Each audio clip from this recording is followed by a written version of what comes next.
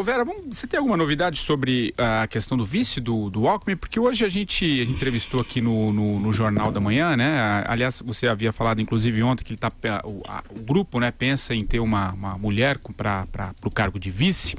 E cotada, a senadora Ana Amélia, do PP, conversou conosco na Jovem Pan. Tem um trechinho do que ela disse no Jornal da Manhã? Coloca aí, o Reginaldo. Para uma senadora de primeiro mandato estar sendo o nome citado para esse cargo e essa função é uma coisa realmente de grande relevância, não tenho dúvida, mas não fui, como eu disse, nem sondada, nem convidada, e tampouco acho que as cúpulas dos partidos, talvez pelo meu perfil muito independente, né, eu não seria a mais indicada para essa função.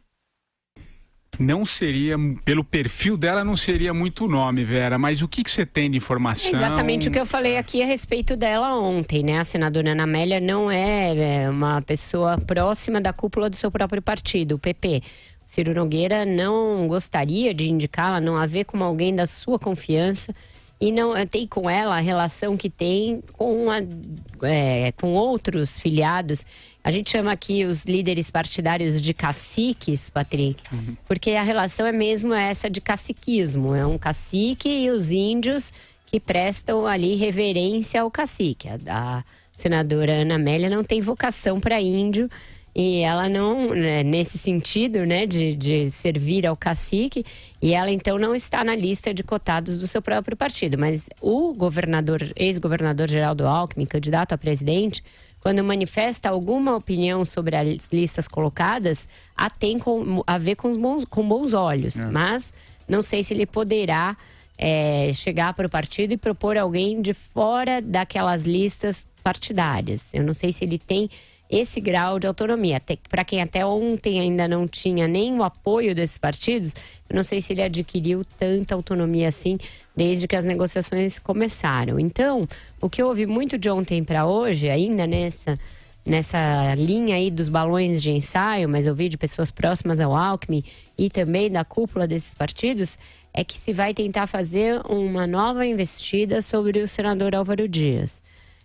Que ele poderia vir como alguém a somar alguma coisa, porque os outros nomes postos não somam nada, não são fortes do ponto de vista eleitoral, não tem um nome conhecido, agregariam só nesse ponto de vista da costura interna, mas que poderiam fazer uma última tentativa de dissuadir o senador Álvaro Dias e o Podemos, que é o seu partido, da ideia de ser candidato. Eu acho tudo muito difícil. O senador Álvaro Dias esteve aqui, todos os programas a que ele vai, todas as entrevistas que ele dá são na linha de que será candidato, não vai desistir, e inclusive fez críticas bem pesadas a essa aliança do Centrão com o Alckmin. Então seria muito incoerente a essa altura do campeonato ele se juntar a esse grupo.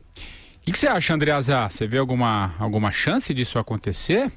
Eu concordo com a Vera e avalio o seguinte: a chance do Álvaro Dias aceitar dialogar ele individualmente é mínima.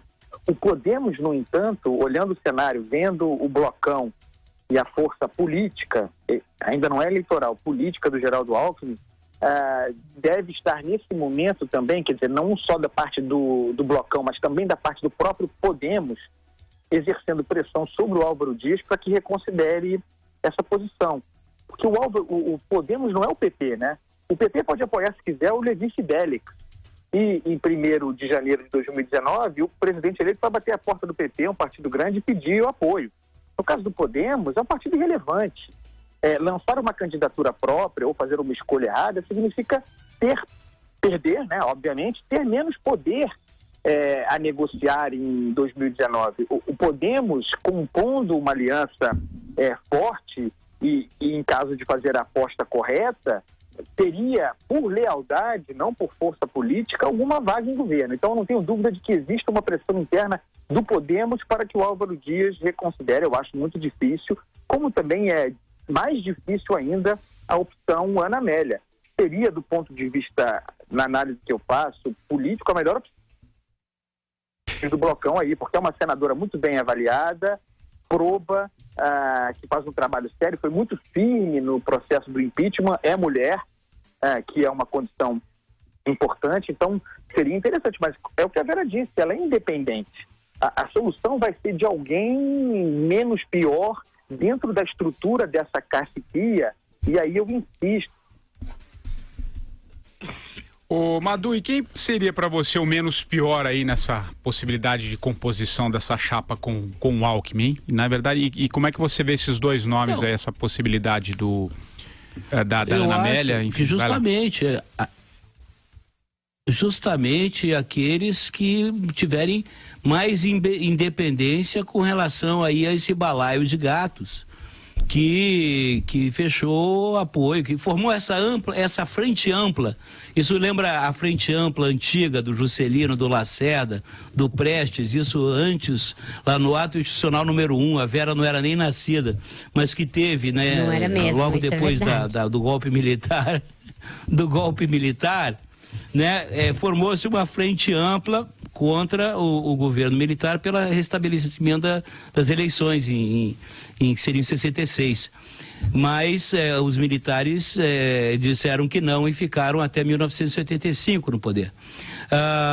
Dito isso, o que se vê hoje é a formação de uma nova frente ampla, dessa vez de centro, né, não tão ampla assim, é uma frente com nenhuma característica ideológica, apenas uma frente oportunista, que vê na candidatura do Geraldo Alckmin uma possibilidade de ter pelo menos uma fatia do poder, né? Então, você tem nomes como Valdemar Costa Neto. Isso não é um nome, isso é, como é que se diz, um mau elemento, né? Então, tanto a senadora Ana Amélia como o ex-ministro Mendonça Filho são nomes ótimos porque mostram independência política, são credenciados, né? Eles têm credibilidade junto à opinião pública, ou seja, eles têm uma trajetória, né? Eles têm café no bule, entendeu? É muito diferente. O problema é esse, eles não são palatáveis justamente a essa galerinha toda que está dando esse suporte, né, com uma visão aí de pelo menos tentar salvar a pele da Lava Jato, e pessoas desse tipo, né, com independência, com opiniões próprias, né, com um perfil que é não adequado, né, como disse a senadora Ana Amélia, são justamente aquelas que não servem, não são do agrado a esse caciquismo aí.